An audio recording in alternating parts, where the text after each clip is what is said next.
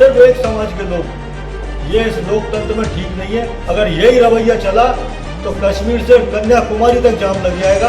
आप मजबूर कर रहे हैं लोगों को सड़क पर आने के लिए। जब जब इनकी नेताओं की जमीन खिसकती है ये दूसरे समाज के प्रति इसी तरह के नाटक करते हैं। तो मालूम है कि पिछले 40 दिन से पांचना बांध का मुद्दा अपनी चरम सीमा पर पहुंच गया है।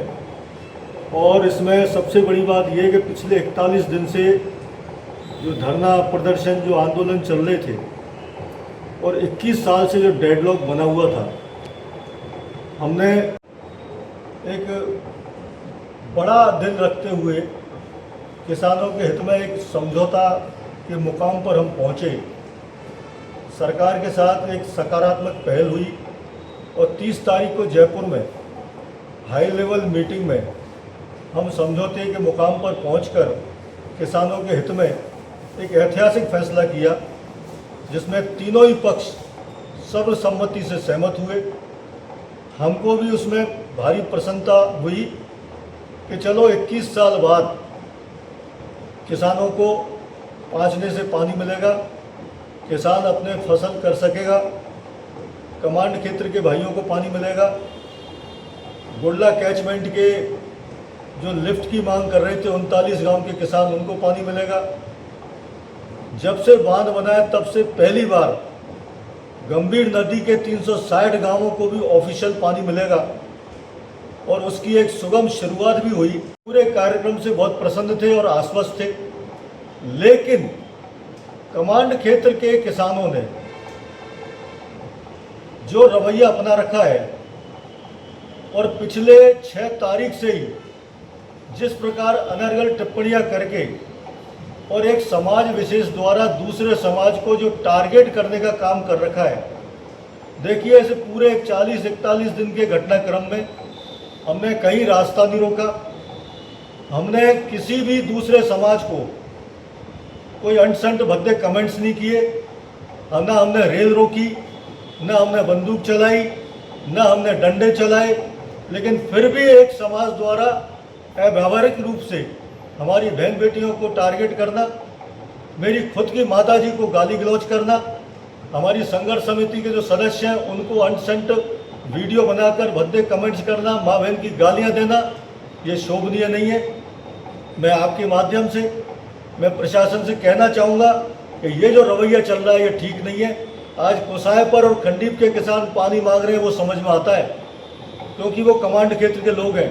लेकिन कटकड़ में जाम लगाकर जो बैठे हैं वो कौन से कमांड क्षेत्र के लोग हैं? तो कोणर मोड़ पर एक जाति समाज के, एक समाज विशेष के लोग जो जाम लगाकर करौली सरमुत्रा रोड को जाम करके बैठे हैं, वो क्या वो कौन सी पानी की मांग है? कुड़गांव पर जाम लगाकर बैठे हैं, सलेमपुर पर जाम लगा के बैठे हैं, मंडराई रोड पर जाम लगा के बैठे हैं और सिर्फ एक समाज के लोग। ये इस लोकतंत्र में ठीक नहीं है। मैं सरकार को और प्रशासन को आगाह करना चाहूँगा, अगर यही रवैया चला तो कश्मीर से कन्याकुमारी तक जाम लग जाएगा और स्थिति बहुत खराब हो जाएगी, हमारे हाथ से निकल जाएगी और आपके भी हाथ से निकल जाएगी। आप मजबूर कर रहे हैं लोगों को सड़क पर आने के लिए, ये ठीक नहीं है। मैं आपके माध्यम से इतना ही अनुरोध करना चाहूँगा कि शीघ्र जो असामाजिक तत्व हैं, गाली गलौज कर रहे हैं, उनको गिरफ्तार करें, उनके खिलाफ सख्त कार्रवाई करें। इसमें कोई शक नहीं है, अगर हम गलती कर रहे हैं तो हमारे खिलाफ भी कार्रवाई होनी चाहिए।